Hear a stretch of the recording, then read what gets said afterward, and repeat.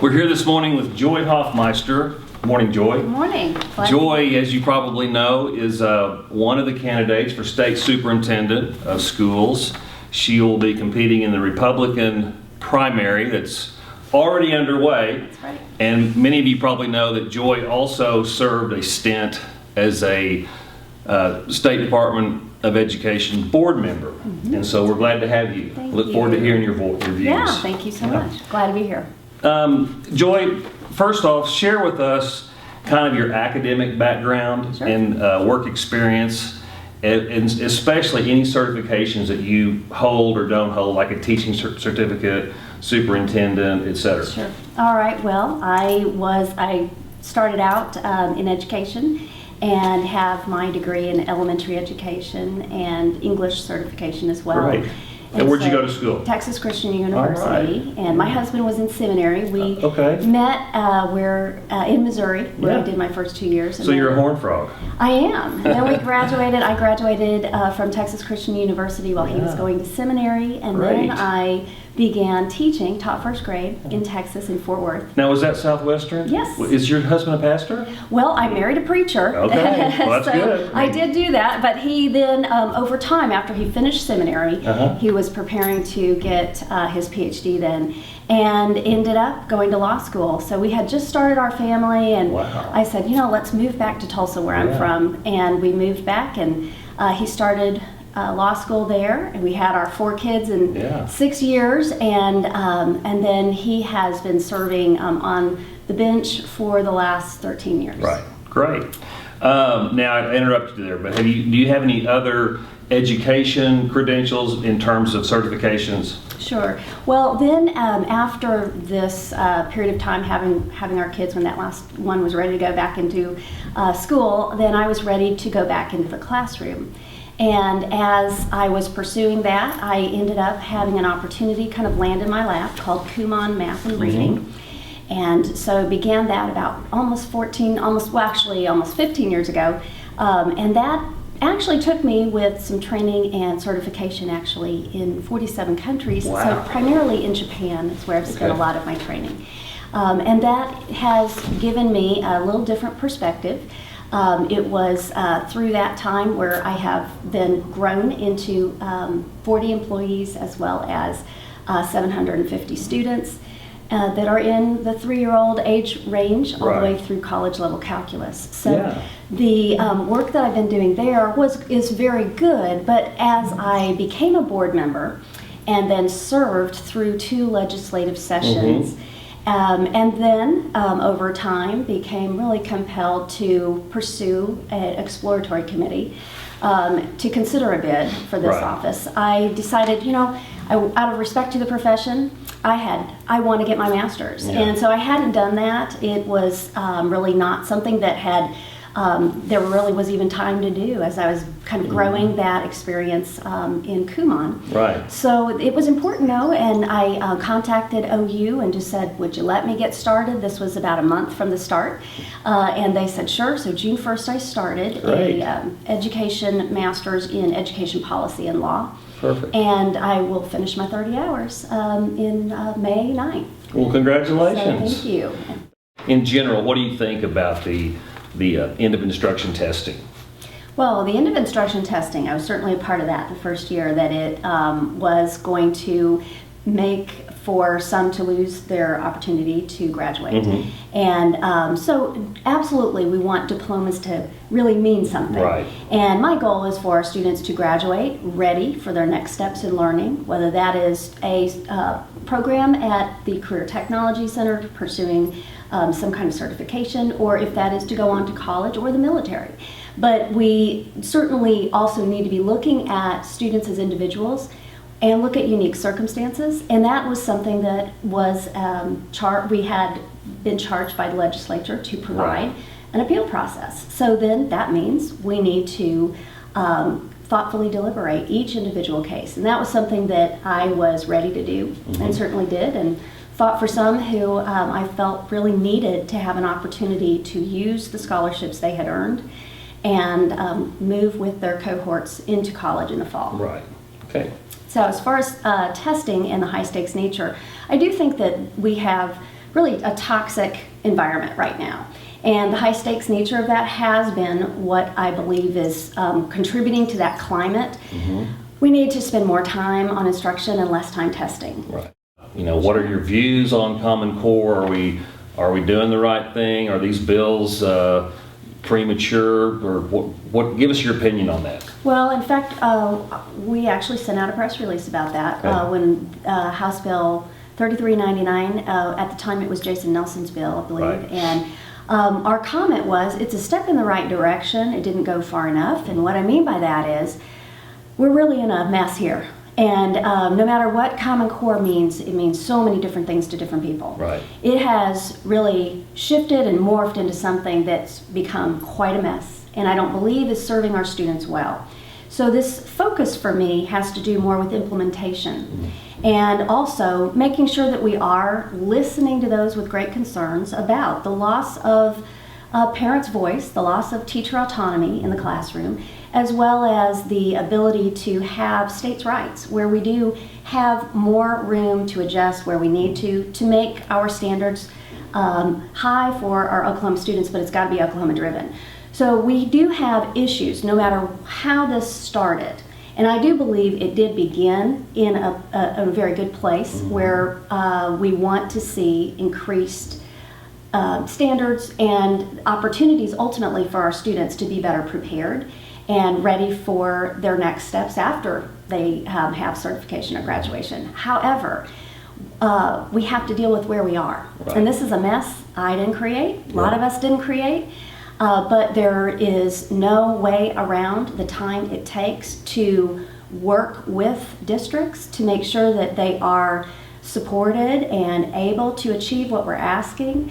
And for that alone, a delay necessarily is could be a good step, but it's not going far enough when Right. we've not really come together to vet what are these standards. Right. And we needed to have a time where we brought higher education, career technology, Common Ed, our business partners, as well as, and most importantly, our parents and experts in subject matters together, so that we could have Oklahoma-driven solutions and standards.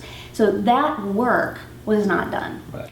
Right. And that's really what we addressed when we said in our statement, we want local control on this issue in Common Core now. Right. And we've got to get it right. And there's too much at stake, too much to lose as well. And we've got to make those provisions so that we don't kind of cut the head off the federal intrusion snake now. Right. So that we have the ability to keep control over that. Right. I think the other piece that goes with this is testing. And when we have, remember Iowa Basic Skills Test that we probably grew up taking, that's still there. That's a good example of a nationally norm reference test that does give comparable information across state lines, yet it is not part of increased technology burden, increased loss of control at our state level, and yet we could use something like that to be able to provide the kinds of good data to drive instruction and adjust as we need to. We've got to keep flexibility. Right. I'd like to see us exceed Common Core standards. Right. Why not? And I think in Oklahoma, our kids deserve it. Well, one thing I've learned over the years is that nothing in the legislature is ever dead. Sure. Even though we pass these bills to do away with Common Core, it can reappear next week in a different bill, or we'll probably have a discussion about this, certainly during this campaign. I know we will. Well, and I'd like to add one more thing too, because what I do recognize as well, we do have a lot of districts who have been doing what they were asked to do, which was prepare for implementation and the beginning of assessments that would go with that in 2014-15. Yeah. And I recognize that, and that's why an answer about let's let some local decision be applied right here, right now. If districts are happy with what they're doing and want to continue moving in that direction now, I think that's very appropriate. But we've got to solve this. We have a mess that's been made, and I really believe it's due to lack of leadership. We have to have leadership at the helm at the State Department, and that's part of why I'm compelled to run. That kind of leads me to this next question, Sure. which is very general, and feel free to narrow Sure. it down if you want to. But do you think traditional public schools in Oklahoma are failing our students? I think we have a branding issue. Okay. I think we're operating too much on perception, and people have the ideas that they have in the general public based on the information they're receiving. So if we're going to really know how our schools are doing or how our students are learning and the effectiveness of what is being accomplished within the school day, we must have an assessment piece that is accurate and reflects that information. And we can study trends. Now, some people are interested in the ACT Aspire. That is, I understand, loosely aligned to Common Core, so it may be that is not an option for us.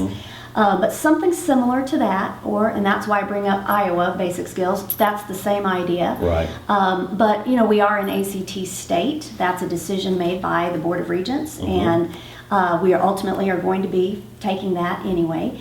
But something along those lines, or again, back to the Iowa, if you have something then, let's just talk about ACT Aspire for a minute.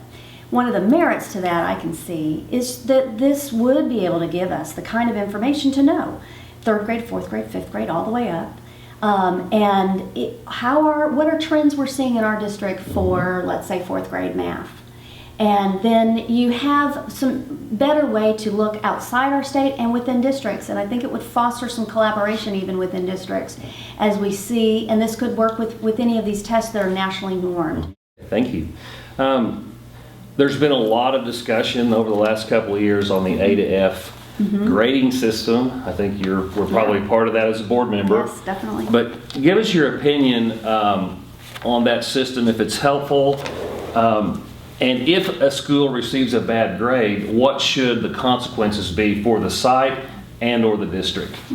Well, first of all, before we even start talking about consequences, we really have a lot of work to do with that. We do need a reliable accountability system. Schools are government.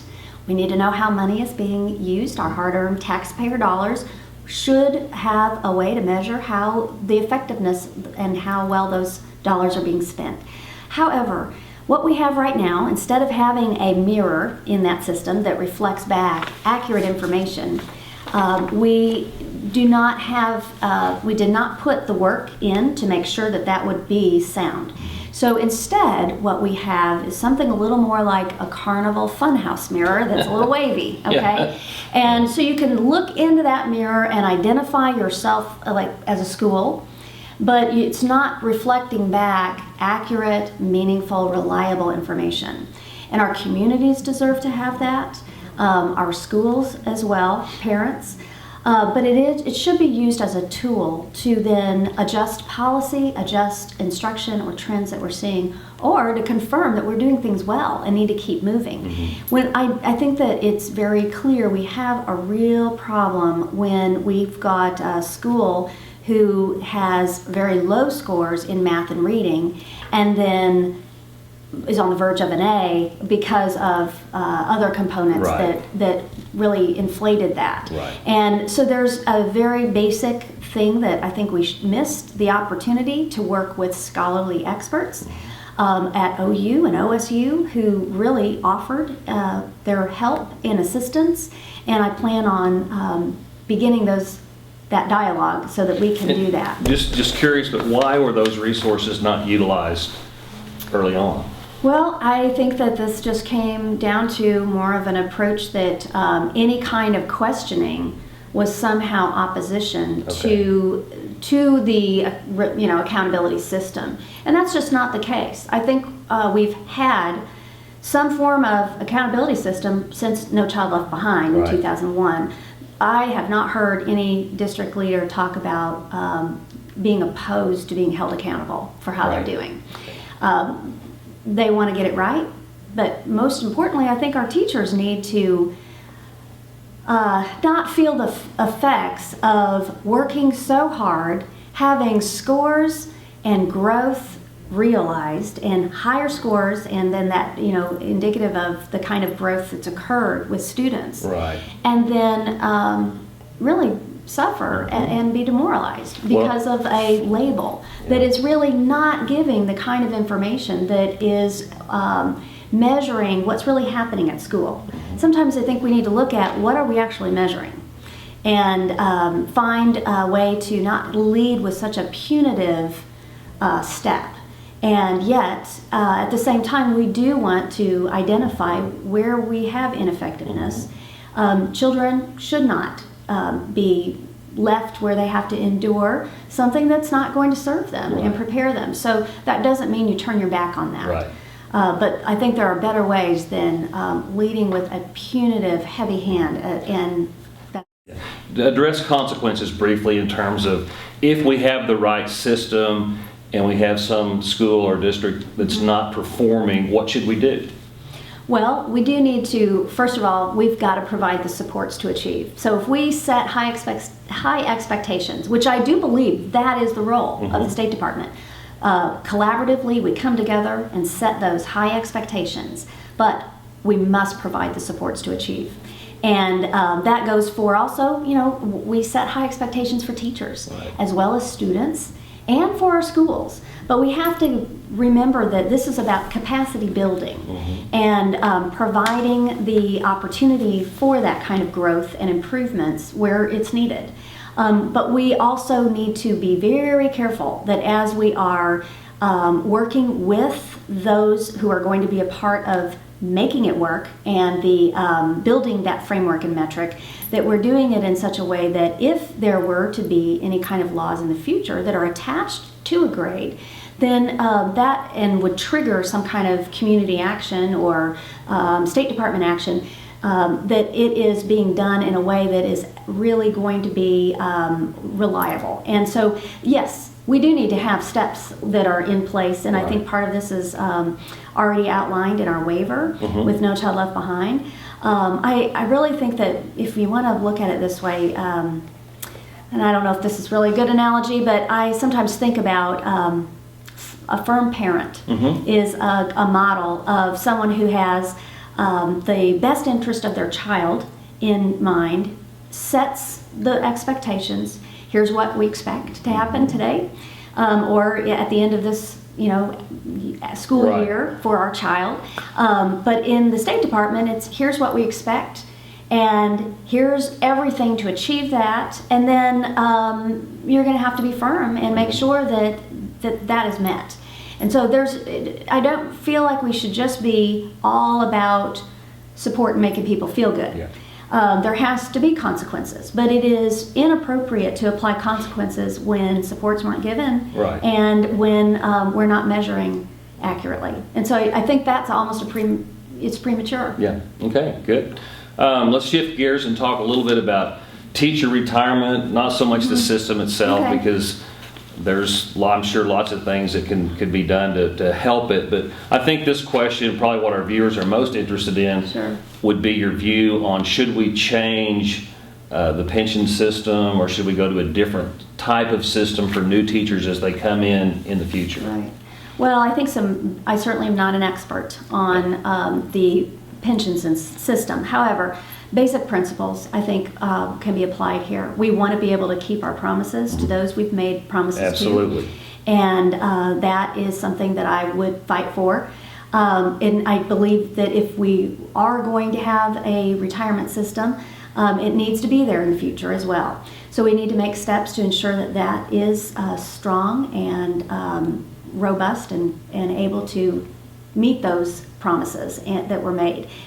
Talk to us a little bit about funding in general for education. Yeah, well, this is something we certainly need to talk about. Yeah. We need to have an advocate who will explain to the House and Senate Appropriations Committee when they meet.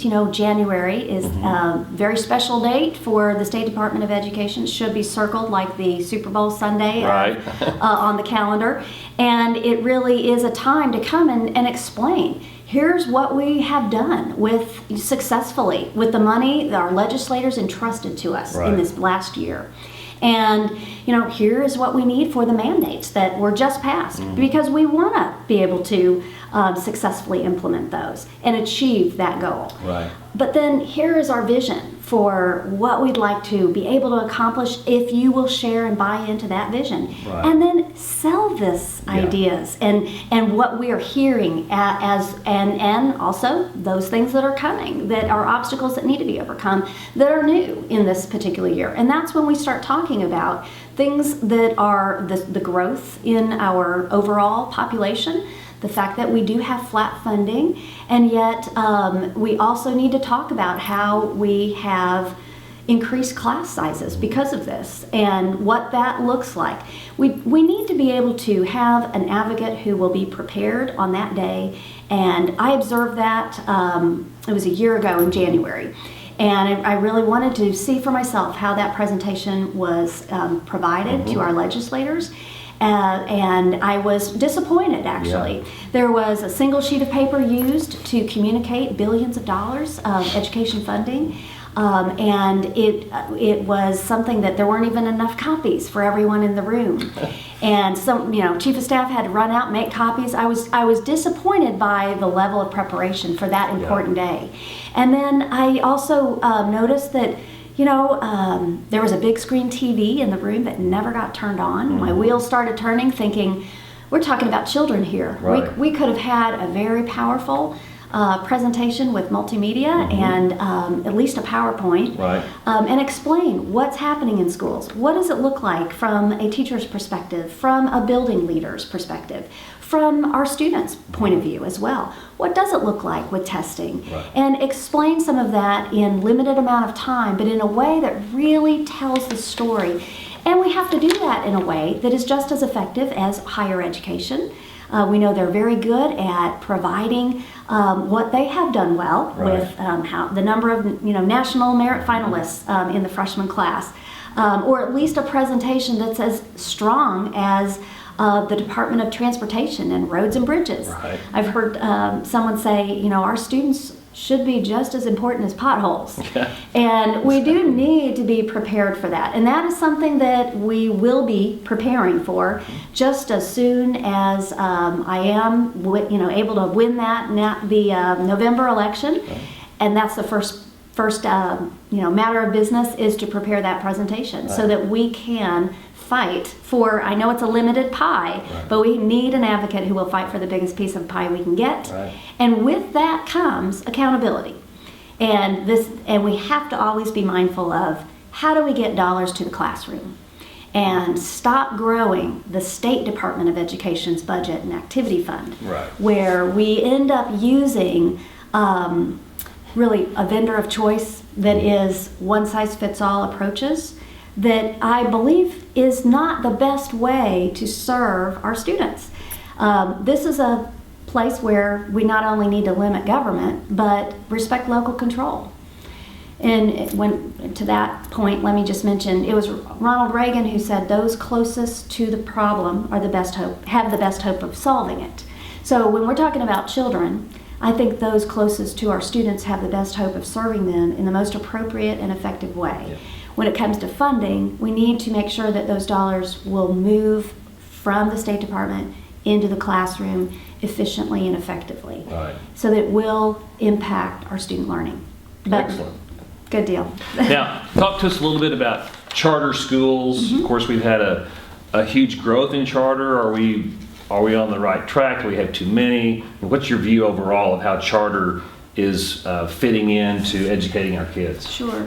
Well, particularly charter schools, for instance, in Tulsa, we recognize that there are 3, and Tulsa Public Schools has chosen to invite in those charters.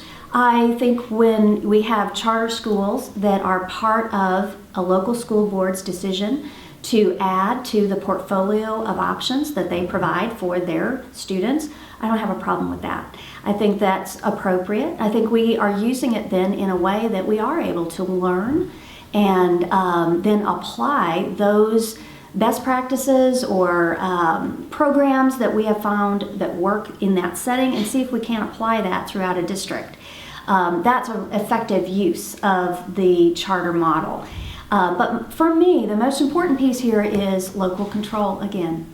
And I think we can learn a lot, and we can serve students, especially students in unique populations, in whether that may be, a whole variety of things. That could be focus on a program or a subject area, whether it's fine arts or one that's geared in a different way to meet special needs of populations. Right. And I think that can be a positive thing, but it has to be one where we have local control.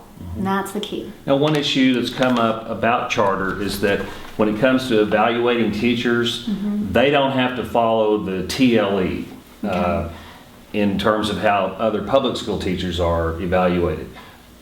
Is that the right thing? What's your view on that? Do we need to fix that or not?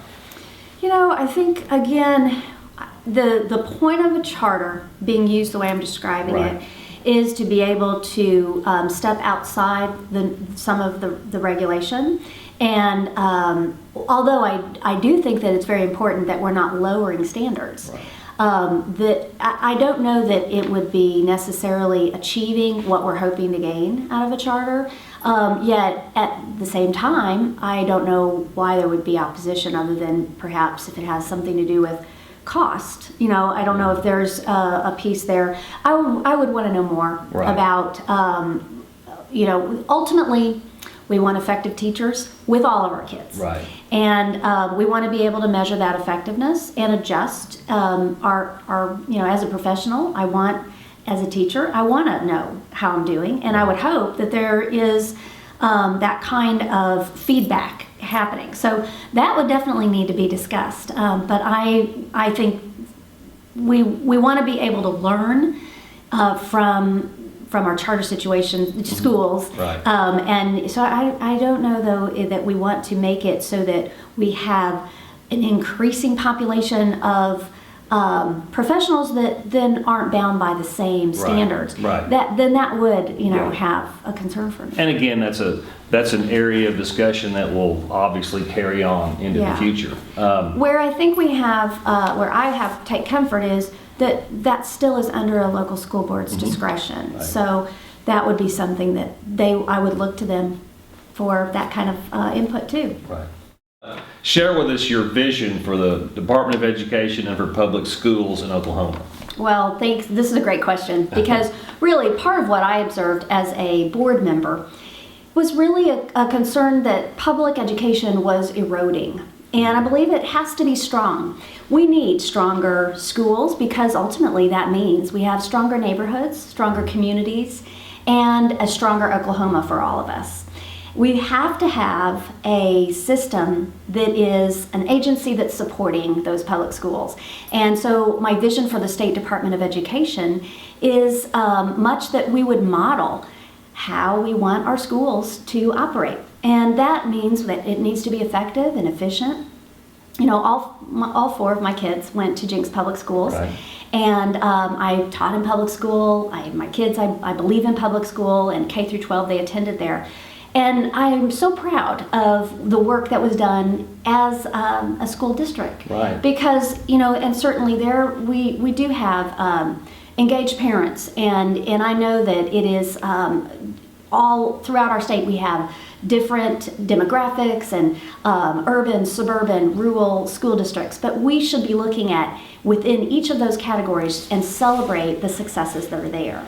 And one of the things that we were a part of as my kids were growing up was the time where they qualified and went through the process for the Malcolm Baldrige Quality Award. Oh, absolutely. And that national award on the model of continuous improvement and the work that was done as a district as a whole, to have one goal. And every decision, every program, actions by our levels of students, from teachers all the way to building leaders, would drive toward and accomplish that goal. And so one of the things that I've done in the time I'm preparing to think about the State Department is to assemble some of those key people who led in that initiative. At the time, Jenks was actually the 4th in the country of school districts to ever be awarded this. Wow. And this is something we should be celebrating in Oklahoma and really touting as a success. But there's much we can do to learn from that and apply those principles and best practices to the State Department, Right. Where we're empowering people, where we have the ability to offer the kinds of good resources, good supports, so that we're not wasting our district leaders' times, as well as valuable time that our teachers have when we're asking them to participate in a webinar, or an email comes that asks for something to be done, and you begin time on task, and then things change. Right. And that is really disrespectful of professionals in the classroom, as well as inefficient use of time. So there's much we can do within the State Department, but it's going to start with collaboration. It has to happen through developing a culture of trust and respect. I believe that we are at a tipping point, and if we, truly, if the wheels fall off at the State Department of Ed, we all lose. Right. And we have to address this. I don't believe we can continue moving in the direction we are going. And this means we're going to need to build a team of people with breadth of experience and a good amount of background knowledge to understand what we've already tried, so that we're not trying to reinvent the wheel. But also one that is setting up with the systems of advisory groups. So I envision having, and we've already started this actually with the campaign, a superintendent first. We have a superintendent's advisory group, and they represent areas all over the state, different size districts. I think that's very important, so that we can hear from people, bring people around the table that bring unique viewpoints, and learn from that. And also there's value in others hearing others' perspective too. We need this for teachers. And we also need this for retired teachers, so that we can also learn how it was, Right. and compare that to what we're hearing on how it is, and address then where we need to make changes, so that we can, frankly, I believe every mandate we pass in the legislature ultimately lands at the desk of a teacher. Right. And the more feedback we can glean from those kinds of advisory groups, then we're going to be able to better adjust what needs to be adjusted as bills are being created. Right. So that we're not in a rush. I mean, frankly, we're trying to do too much too fast. And when you get in a rush and you try to lead out of a defensive posture, you're going to make big mistakes. And you operate on assumptions, and that's really a dangerous place to be. We need to act on evidence. And in order to do that, it takes thoughtful deliberation. It takes time. It means assembling groups so that we are listening to those in different parts of schools, from our school counselors, who really have a very different role than before No Child Left Behind. Right. We need to have these kinds of advisory groups and systems in place, so it's continuous, not a ceremonial type of board. Right. Where there's an agenda when you walk in. We certainly need to have structure to that, but there needs to be a free flow of information. And then there is a collective trust, really, Right. that is built upon, so that we can make good decisions and policies. But I think one of the things that I recognize is that, reform doesn't happen just because we pass a law Right. or adopt a policy. Reform happens when people come together, do the hard work, roll up their sleeves to make it work, to produce the desired change or the desired goal. And even the very best ideas will unravel if you don't have successful implementation. That's the problem. That is the absolute problem. So what do we need? What is my vision? It's really about leadership. We need new leadership because of failed leadership, really because of an absence of leadership. And we need to limit government, see again those class dollars and decisions being respected at the local level. Joy, in your opinion, what areas of education in our state are underfunded, and what, if any, are overfunded? All right. Well, I would say, first of all, when we speak of underfunding, the first thing I think about are our teachers. Of course. We have certainly the lowest paid starting salary for our teachers of anyone in the region. And this is certainly not the motivation of high pay when we went into teaching to begin with. Right. But there is certainly a need for us to be competitive with our regional average, and then also so that we can keep talent in this state. We are losing teachers across our borders, and that has to be a priority. And let me also just say too, we need to address that in a sincere, genuine way, not in a gimmick or for political expediency. Right. It's got to be about really giving respect to teachers and addressing the fact that we've got to be able to recognize them as the professionals they are. Right. And one of the things that I'm sure you would want to try to change is, as you know, if in our state, if you teach 25 years, you max out on the pay scale, and then you don't get any, there's no incentive to teach beyond that. Sure. In terms of step raises or whatnot. That was always one of my pet peeves. I think that the entire topic of teacher pay is something we really need to sit down with our teachers, with those who have a lot of experience in this, those with backgrounds in finance, and find a way to better address the needs of our teachers. Right. As far as overfunding, I would say, boy, first of all, it does seem to be a hard thing to think about at first. When you first think about would there be a place where we have overfunding. Right. And I certainly believe we have limited resources and we need to be able to do a better job with what we have. We also, I think, as I feel we've got to have an advocate who's willing to go out there and fight for the biggest piece of the pie we can get in that limited pie. Right. However, I can identify that in the State Department, we can look at how the current leadership has really grown bureaucracy. If we want to save money, let's start with some of our testing vendors, and let's see what we can do about limiting dollars on special interest programs, one-size-fits-all vendor contracts that are not really going to be able to address the unique needs of all of the districts, all of the students in unique classrooms. And that's an example of why we need to have limited government which respects local control. Right. So there's a lot of work to do when it comes to funding, but we certainly need an advocate who's willing to fight for what we need. Joy, as we wrap up, thank you, by the way, for coming in and talking with us, but is there anything else on your mind that you would like to share with our viewers? Very good. Well, one thing, I'd love to let people know how to get in touch with us. Oh, great. We want to be a leadership that listens, and that starts right now with the campaign. Okay, how can we get a hold of you? Well, first of all, if you want to learn a little bit about the campaign, about how to be involved, there's always our website, which is just joyforoklahoma.com. Okay. And there's opportunities there to get involved. And also, we do have Facebook.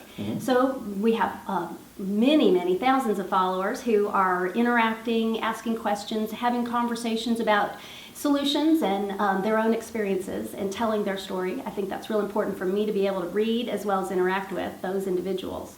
So that is our, I think Joy for Oklahoma is the way we can reach that. And then Twitter is another one. Just Joy and the number 4. Okay. Our guest today has been Joy Hofmeister, Republican candidate for State Superintendent of Schools. Thanks for watching. Thank you. Excellent job. Thank you so much.